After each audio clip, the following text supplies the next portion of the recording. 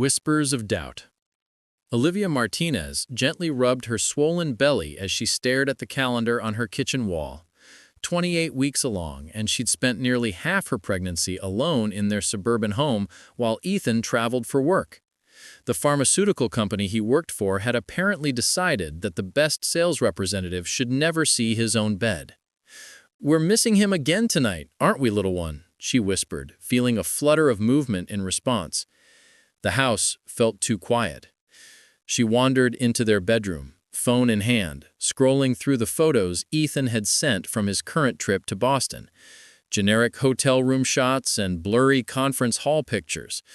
Something about them felt staged, like stock photos rather than genuine glimpses into his world. Olivia settled on the edge of their bed, her fingers tracing the cold, empty space beside her. Her brother Marco had planted the first seed of doubt 3 weeks ago over coffee. "Don't you think it's strange that Ethan is always unavailable during these trips? No video calls, barely texts back," Marco had said, concern etching lines around his eyes. "He's busy. These pharmaceutical conferences are nonstop," she defended, but the words had sounded hollow even then. Olivia opened her laptop and checked their shared credit card statement, a habit she'd developed recently. There it was again. Charges from restaurants far nicer than Ethan would choose for solo dining, always for 2 people, judging by the total. A reservation at an upscale hotel spa. Small details that didn't align with the picture of exhausting business meetings he'd painted. Her phone buzzed with a text from Ethan. "In meetings all day tomorrow. Might not be able to talk much. Miss you." She typed back, "Miss you too," while her mind raced with questions. Why were there no conference agendas in his emails? Why did his colleague, Rachel, seem confused when Olivia mentioned Boston during their chance meeting at the grocery store last week? Olivia pulled herself up and walked to their closet. Behind Ethan's suits hung a small box she'd never paid attention to before. Inside were receipts from places he'd never mentioned visiting, a woman's hair tie, and a small notepad with handwritten notes that made her heart sink. "Dinner with Nina, 7 p.m. Thursday. Don't forget flowers."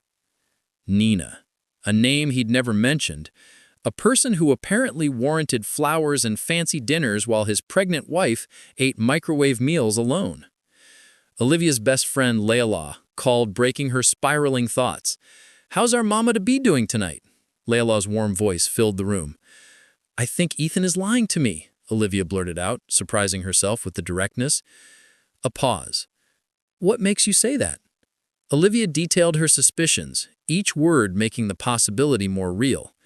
When she finished, Layla didn't immediately dismiss her concerns as paranoia, which somehow made it worse. "You need answers, Liv, not suspicions and maybes. What am I supposed to do? Hack his email? Hire a detective?" Layla's response was simple. "Go to Boston. See for yourself." The idea struck Olivia like lightning. She could take a day off work tomorrow, catch an early flight, and be in Boston by afternoon. His conference schedule was in their shared calendar. She could surprise him during a break. "That's crazy," Olivia said, but her hand was already reaching for her laptop to check flights. "Maybe, but isn't not knowing driving you crazy already?" After hanging up, Olivia booked a flight to Boston for the next morning. Either she would surprise her husband and perhaps feel foolish for her suspicions, or she would discover the truth behind his increasingly distant behavior. What she didn't anticipate was how her entire world would shift on its axis before the sun set tomorrow. The unexpected discovery. The taxi pulled up to the Westbrook Hotel, an elegant glass structure towering over downtown Boston. Olivia paid the driver and stepped out, adjusting her maternity dress that barely contained her 7-month belly.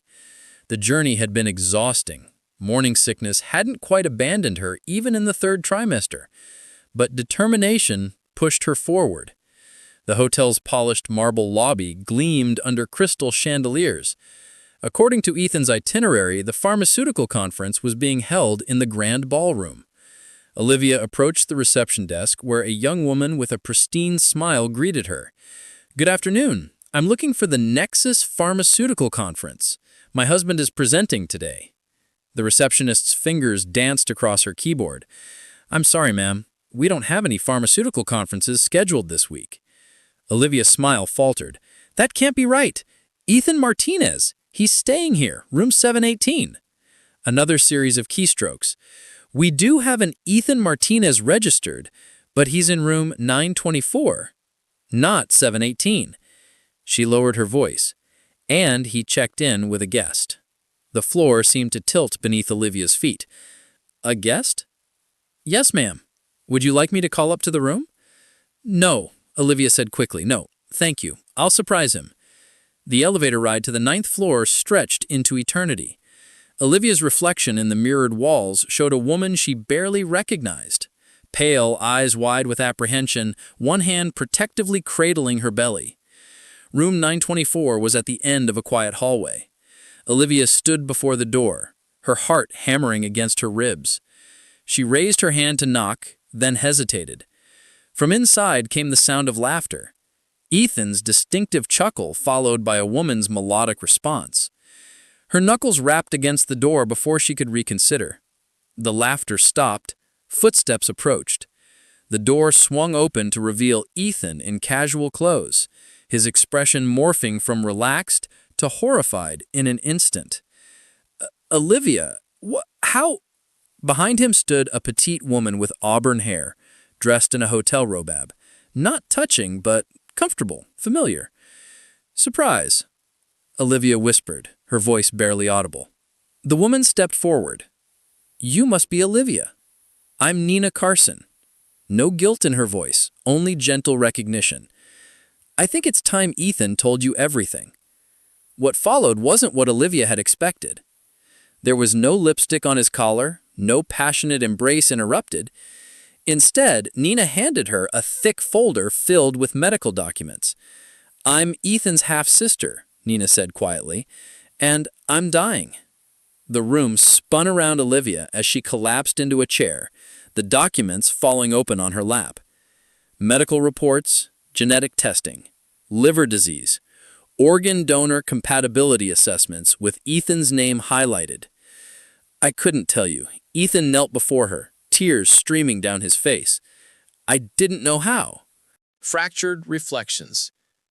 The hotel suite felt suffocating despite its spaciousness. Olivia sat rigid on the edge of a plush armchair, the medical files spread across the coffee table before her. Nina had tactfully excused herself to the adjoining room, leaving the couple to confront the wreckage of secrets between them. "You have a sister," Olivia stated flatly. Not a question, but an accusation.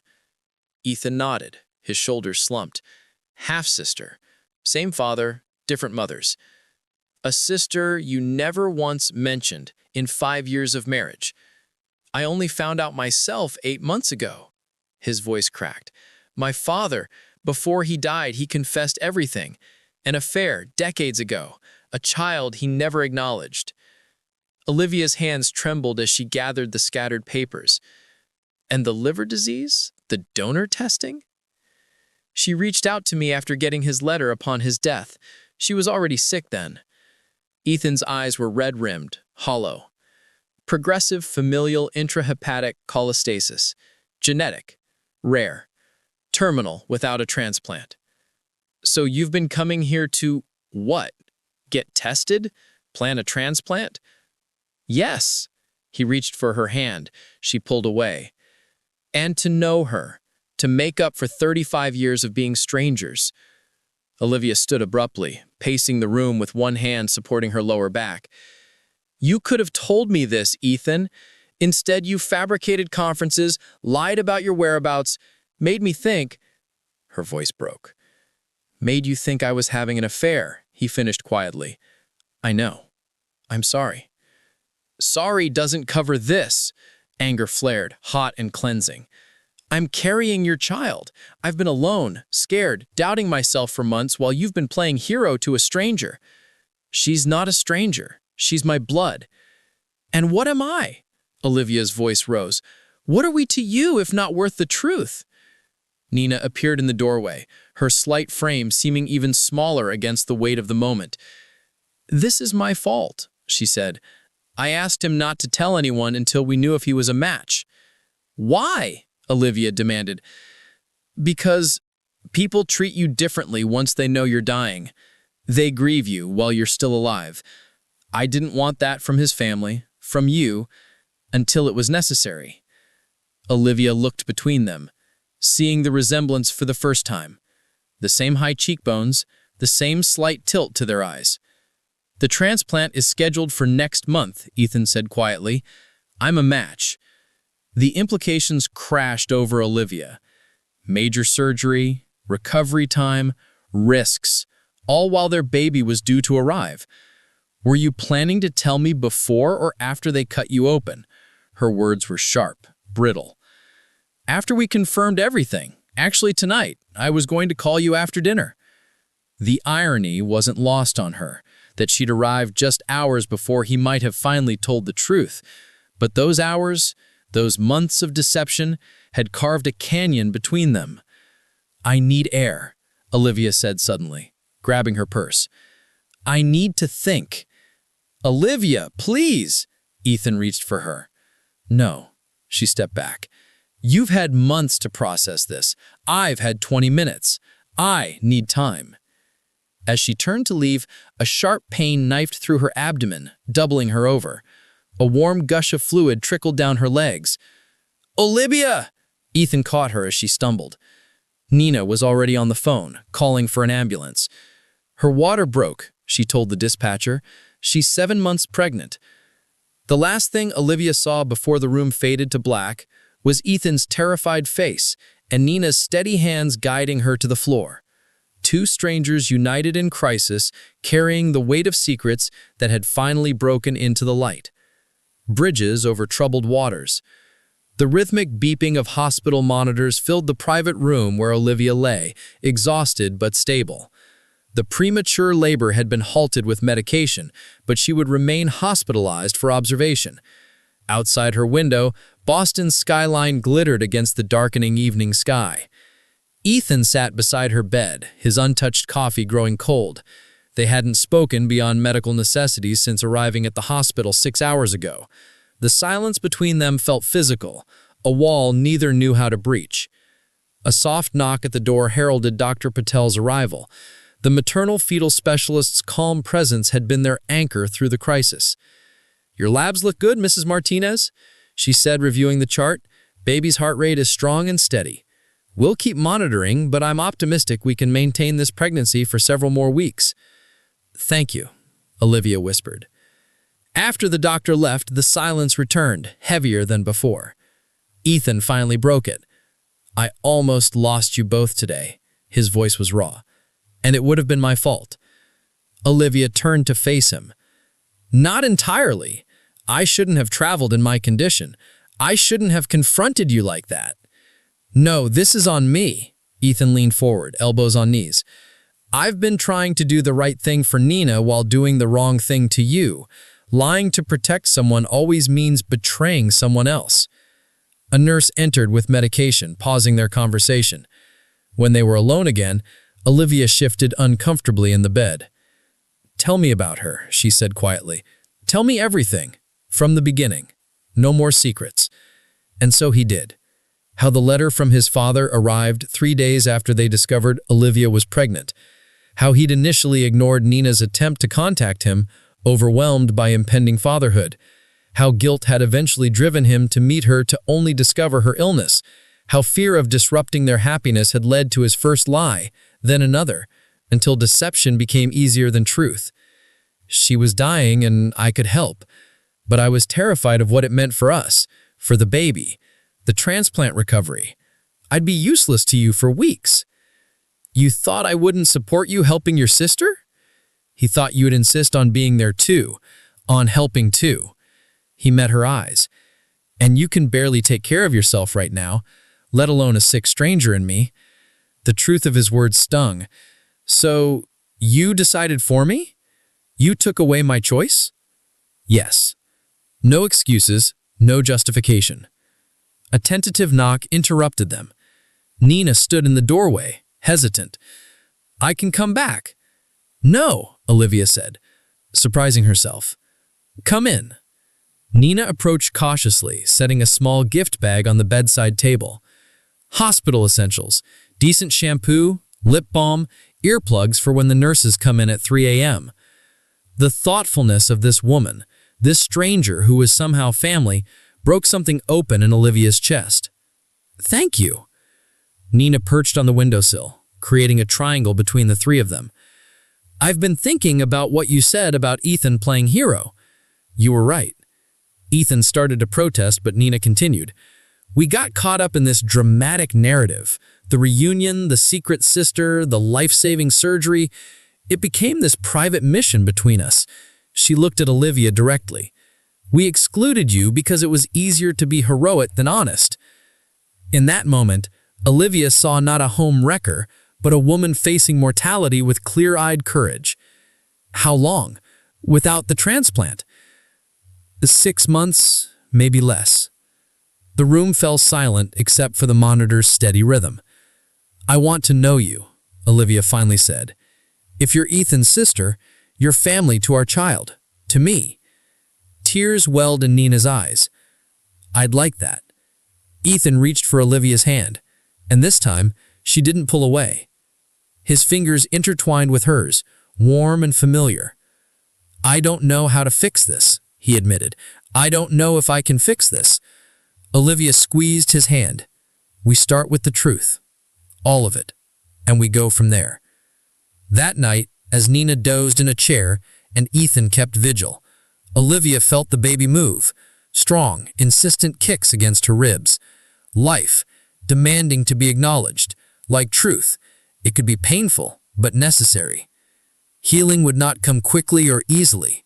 Trust, once fractured, could never be perfectly restored. But as dawn broke over Boston, Olivia understood that love wasn't about perfection. It was about choosing to rebuild, again and again, on foundations of honesty they were only now learning to lay. Dawn after darkness. 6 weeks later, the autumn leaves painted Cambridge in shades of gold and crimson. Olivia waddled carefully across the hospital parking lot, now full term and enormous, while Ethan hovered protectively at her side. "I can walk 10 feet without assistance," she protested, though she didn't refuse his steadying arm. "Humor me," he replied, guiding her through the automatic doors. The transplant wing was quieter than the maternity floor they'd frequented for checkups. Nina's room was filled with sunlight and the gentle hum of medical equipment. She looked smaller against the white sheets, her skin tinged yellow from jaundice, but her smile brightened when they entered. "The power couple arrives," she teased, "one ready to pop, one ready to be gutted like a fish." "Your metaphors need work," Ethan laughed, kissing her forehead. Olivia settled in the visitor's chair, arranging pillows behind her aching back. "How are you feeling about tomorrow?" "Terrified? Grateful? Guilty?" Nina's gaze shifted between them, but mostly ready. The weeks since Boston had been a careful reconstruction. After Olivia's discharge, they'd stayed in a rental apartment near the hospital rather than returning to Chicago. Distance from their normal life had given them space to rebuild, not what they had been, but something new. Ethan had moved his things into the apartment's second bedroom without being asked. Each night, he'd knock softly on Olivia's door, asking permission to talk.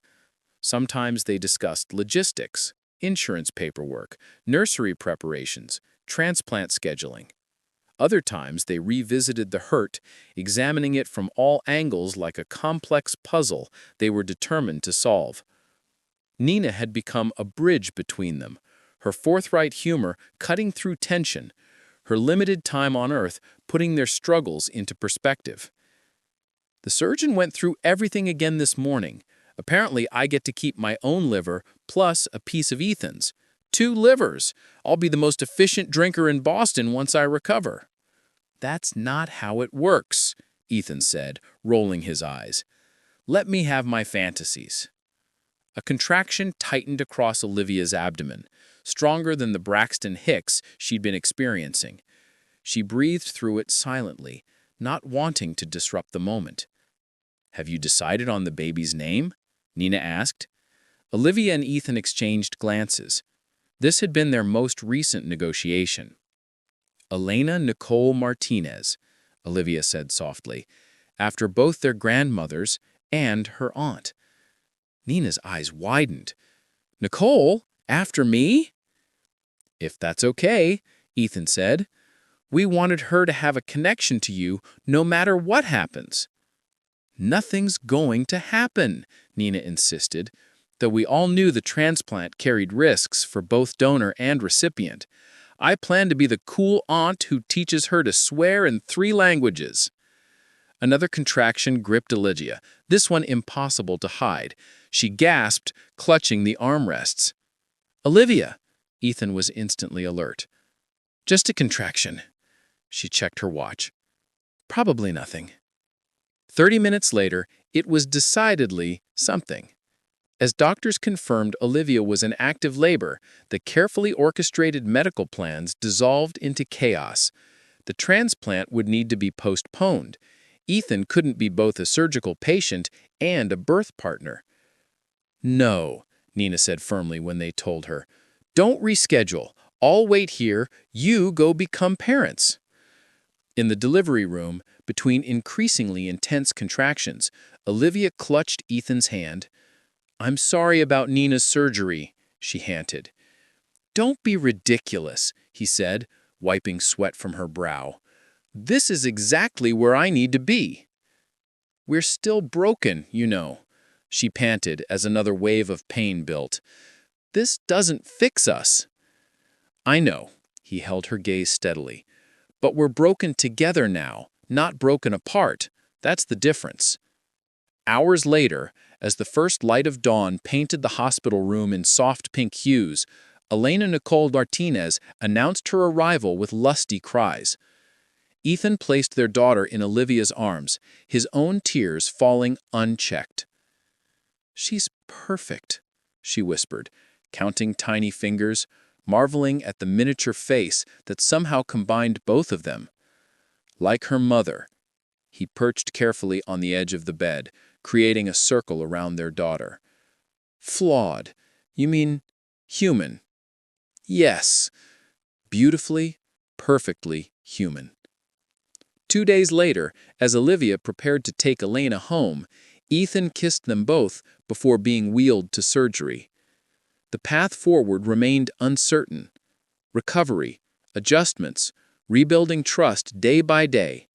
Nina's prognosis was cautiously optimistic.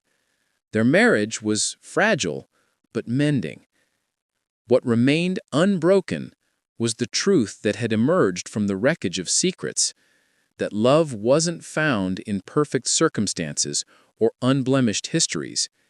It lived in choices made after mistakes, in forgiveness offered before it was deserved, in the courage to face each dawn together, no matter what shadows the previous day had cast.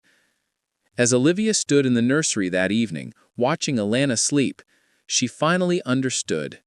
We are all collections of truths and lies, courage and fear, selfishness and sacrifice. The miracle isn't finding someone perfect. It's finding someone willing to walk through imperfection with you again and again, choosing love over fear, truth over comfort, together over alone. It wasn't the love story she had expected. It was better, real, hard-won, and truthful at last.